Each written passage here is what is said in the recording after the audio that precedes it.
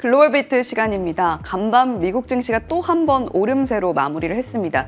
이제 파월 의장의 발언이 이제 정말 금리 인하가 임박했구나라는 것을 암시하는 내용으로 시장 투자자들이 받아들이고 있는 것 같고요. 그와 더불어서 간밤에는 AI 관련한 모멘텀들도 시장에서 많이 흘러나왔다는 것도 시장의 랠리를 이끌고 있습니다. 간밤 미증시 전반적인 상황들 차린 앵커와 함께 먼저 짚어보시죠. 네, 미국 증시가 또 한 차례 새로운 역사를 달성했는데요. 3대 지수 종가부터 바로 확인해 보시죠. 빅테크주들 그리고 반도체주들이 오르면서 지수를 견인했습니다. 나스닥 지수는 오늘로써 27번째 사상 최고가 마감을 했고요. S&P 500 지수는 1% 상승입니다. 오늘로써 37번째 최고가 마감을 했습니다. 특히 S&P 500 지수의 경우에는 5,600포인트 선을 처음으로 돌파해내면서 역사적인 하루를 보내기도 했는데요. 어떤 종목들이 이렇게나 강했던 걸까요? 히트맵을 통해서 하나씩 확인해 보시죠. 오늘 뉴욕장에서 가장 빛났던 건 역시나 빅테크 주들이었습니다. 그 가운데서도 반도체 주들의 약진이 두드러졌는데요. 어제 오후에 전해졌던 TSMC의 상반기 실적 결과가 긍정적이었습니다. 이 상반기 매출이 전년 대비 28% 뛰어오르면서 AI 시장의 성장세를 다시 한번 증명해냈는데요. 이 TSMC 실적 결과 자세한 분석은 잠시 후에 전해드리도록 하겠고요. 그 덕분에 반도체주들에 대한 센티가 개선이 되면서 엔비디아가 2.7% 상승, AMD가 4%, 마이크론 역시 4% 정도의 오름세로 오늘 거래를 마쳤습니다. AMD의 경우에는 한 가지 또 다른 소식이 전해졌는데요. 이 핀란드의 AI 스타트업 실로 AI를 6억 7천만 달러에 인수한다고 밝혔습니다. 우리 돈으로 하면 1조 원이 조금 안 되는 규모가 되겠는데요. 지난 1년 동안에만 AMD가 무려 12개의 AI 회사들과 인수 혹은 제휴를 추진해 왔습니다. 엔비디아를 추격하고자 하는 전략의 일환으로 AI 부문을 적극적으로 강화하고 있는 AMD의 움직임 포착이 되고 있고요. 그러면서 AMD의 주가는 오늘 4% 가까운 상승으로 거래를 마칩니다. 반도체 장비주들의 흐름도 양호했습니다. 이쪽에 위치한 반도체 장비주들 전반적으로 오름세를 나타낸 가운데 램 리서치의 경우에는 올타임 하이, 역사적 신고가 수준에서 거래되고 있는 요즘입니다. 자, 애플의 주가 역시 1.8% 상승을 했는데요. 이제 오늘로써 7거래일 연속 최고가 마감이 되겠습니다. 2012년 이후로 12년 만에 가장 최장기간 최고가 랠리를 달려가고 있는데요. 간밤에 애플에 대해서 월가에서 들려온 의견 주목을 해볼 만합니다. 이 니드엠이 애플의 한 자릿수 매출 성장률이 조금 우려된다. 이로 인해서 다른 빅테크주들에 비해서 애플이 결국 뒤처지게 될 수도 있겠다. 이런 우려를 내놨습니다. 하지만 그러면서도 애플의 이 문제를 해결하는 키는 열쇠는 바로 광고에 있다라고 얘기를 했습니다. 아마존의 광고 부문을 벤치마킹 한다면 지금은 약 4천억 달러로 추산되는 광고 매출을 9,700억 달러로 늘릴 수 있다. 그렇게 되면 2배가 훌쩍 넘는 포텐셜이 남아있게 되는 건데요. 어쩌면 애플에게 있어서 우리가 생각하는 것보다 조금 더 큰 포텐셜이 아직 남아있을 수 있지 않은 것일까? 이런 기대감을 부추기게 됐습니다. 그러면서 애플의 주가는 1.8% 오름세를 나타내고 있고요. 이제는 232달러 선까지 올라와 있습니다. 다음으로는 같은 테크 섹터 내에서 인투이트의 소식도 확인을 해봐야겠습니다. 2.5% 내림세를 그렸는데요. 인투이트는 핀테크 업체에 해당합니다. 세금 신고처럼 좀 복잡하게 느껴질 만한 금융 업무를 쉽게 처리할 수 있는 소프트웨어를 제공하고 있는데요. AI 투자 확대를 위해서 직원 1,800명, 한 10%에 달하는 인력을 정리해고하겠다 이렇게 밝혔습니다. 그러면서 주가 내림세를 그리게 됐고요. 오늘 전체적으로 11개 업종이 일제히 상승을 했습니다. 그런데 시장에 비해서 상대적으로 좀 부진했던 섹터가 바로 이쪽에 위치한 금융 섹터가 되겠습니다. 이렇게 결제, 카드 관련주들, 비자 그리고 마스터카드가 특히나 좀 강한 빨간불을 켜고 있는 모습인데요. 뱅크 오브 아메리카가 투자 의견을 기존의 매수에서 중립으로 내려잡았습니다. 이 멀티플 확장에 대한 업사이드가 제한적이다. 이런 이런 의견을 내비치고 있으니까요. 참고를 해주시면 좋겠습니다. 그 밖의 특징주들 계속해서 확인해 보도록 하겠습니다. 첫 번째로는 슈퍼 마이크로 컴퓨터가 되겠는데요. 이 슈퍼 마이크로 컴퓨터는 늘 정식 실적 발표에 앞서서 실적 예비치 발표를 하고는 합니다. 지난 4월에 이 예비치 발표를 스킵하면서 주가가 한 차례 크게 타격을 받았던 경험이 있는데요. 그런데 웰스파고에서는 최근 여러 가지 좀 긍정적인 흐름들이 있기 때문에 굉장히 낙관적인 예비치 발표가 기대된다 이런 이야기를 하고 있습니다. 그러면서 슈마컴에 대한 투자 센티먼트가 개선될 거다 이런 이야기를 하고 있는데요. 과연 8월 초에 예비치가 어떻게 나오게 될지 그리고 8월 중순으로 예정되어 있는 실제 실적은 어떻게 나오게 될지도 지켜봐야겠습니다. 오늘 슈마컴의 주가는 $900 선에 거의 근접한 채 거래를 마치는 모습이고요.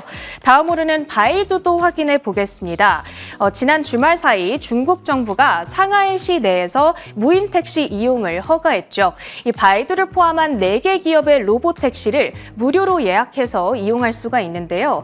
사람이 없다 보니까 요금이 일반 택시의 절반에도 안 미친다라고 합니다. 그러다 보니까 지금 한 달 이용객 숫자만 하더라도 300만 명에 달할 정도로 엄청난 인기를 가져가고 있다고 하는데요. 이 점이 오늘 바이두의 투심까지 개선을 시켜줬습니다. 2.66%의 오름세, 이제 주가가 $100 선 회복을 바라보고 있는 상황입니다.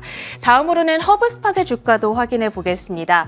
허브스팟은 CRM, 그러니까 고객 관리 소프트웨어를 만들고 있는데 대체로 중소기업을 대상으로 한다는 특징이 있습니다. 지난 4월이었죠. 알파벳의 인수가 될 거다라는 기대감 속에서 주가가 좀 한 차례 탄력을 받았던 적이 있었는데 협상을 진행하기는 했으나 실사 단계에는 이르지 못했다. 이런 소식이 간밤에 전해졌습니다. 이에 따라서 허브스팟의 주가가 오늘 장중에 20% 가까운 낙폭을 기록하기도 하면서 4년 내 최악의 하루를 보내기도 했는데요. 막판에는 조금 만회를 했습니다. 12% 하락한 $492 선에 거래를 마쳤고요. 이 소식에 대해서 즉각적인 커멘트는 양사가 모두 내놓지 않은 상황이기 때문에 추후에 관련해서 업데이트되는 사항을 계속해서 팔로우해볼 필요가 있겠습니다. 마지막으로는 카바나도 보겠습니다. 대형 자동차 자판기로 한 번쯤 익숙해 보실 만한 기업이 되겠는데요. 리드엠 측에서 오늘 투자 의견을 보유해서 매수로 상향했습니다. 고객 경험 그리고 오프라인 매장을 통해서 판매량을 증대시키는 것이 가능하겠다. 이런 의견을 내비치고 있고요. 그러면서 동료 경쟁사가 되겠죠. 카맥스의 주가 역시도 동반 상승세를 나타냈다는 점 같이 체크를 해보시면 좋겠습니다. 이렇게 지난밤 미국 증시 특징주들 정리해드렸고요. 계속해서 가장 중요했던 외신 헤드라인 확인해 보시죠.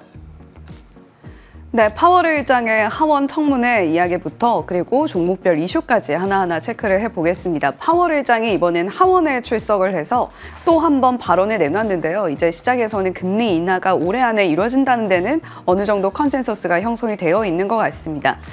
그럼에도 불구하고 파월 의장의 고민을 늘리는 것이 분명히 있다라는 월스트리트 저널 닉 티밀하우스의 또 한 번의 기사가 있었는데요. 그 내용을 중심으로 간밤 파월 의장의 발언 정리해 보겠습니다. 제롬 파월 연준 의장이 현지 시간 10일 연방 하원 금융서비스위원회 반기 통화정책 보고 청문회에 출석해 기준금리 인하는 주어진 데이터를 기반으로 필요한 시점에 준비되면 결정될 것이라며 정치적 일정과는 관계없다고 말했습니다. 파월 의장은 또 아직 인플레이션이 꺾였다고 선언할 준비가 되진 않았지만 실업률을 낮게 유지하면서 완전한 물가 안정으로 돌아갈 수 있는 길을 유지하는 데 집중하고 있다고 전했습니다.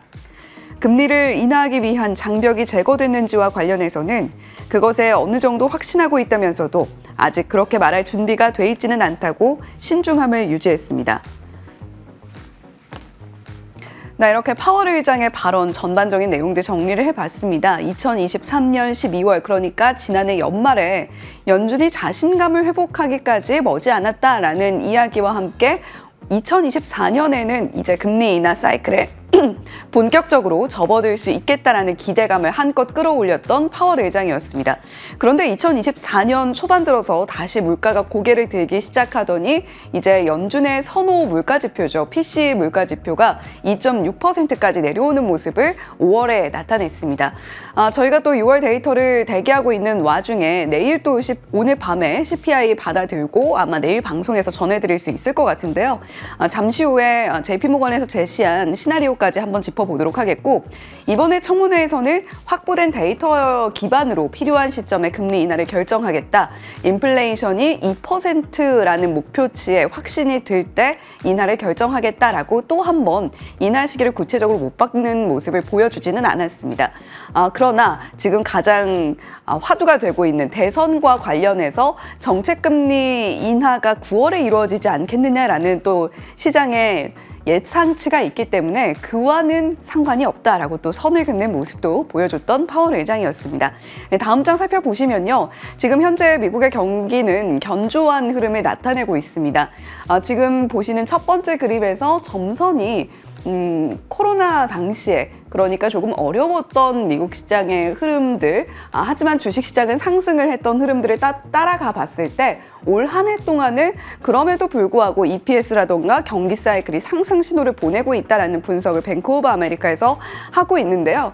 이에 따라서 S&P 500의 연말 목표치가 IB들에서 일제히 상향되고 있는 그러한 모습들도 저희가 보고 있는 걸 겁니다.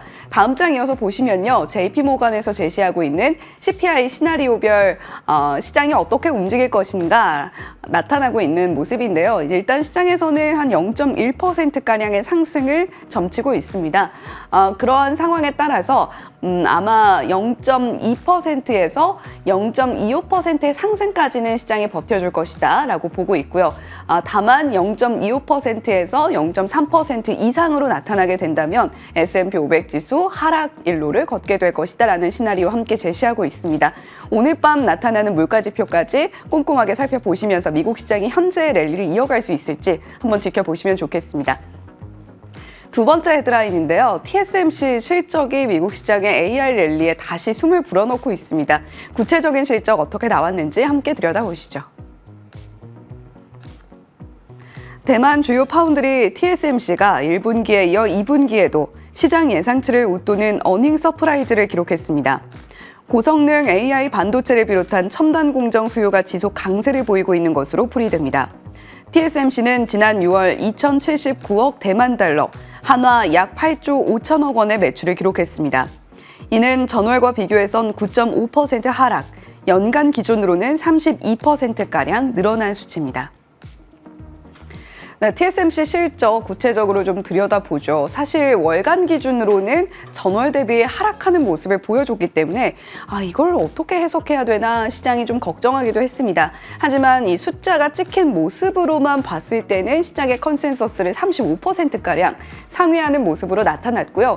2,078억 달러가량, 8억 대만 달러가량의 이러한 수치를 살펴보게 됐을 때 연간 기준으로는 32.9% 상승했다라는 점에 또 한 번 방점이 찍혔습니다.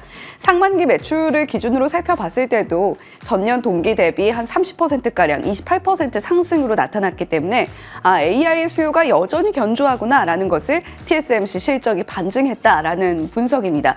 7월 18일에 구체적인 2분기 실적이 또 나오게 되니까요. 이 부분까지 함께 짚어드리도록 하겠습니다. 다음 장 이어서 살펴보면요. 3나노와 7나노에 대한 이야기도 좀 나타나고 있습니다.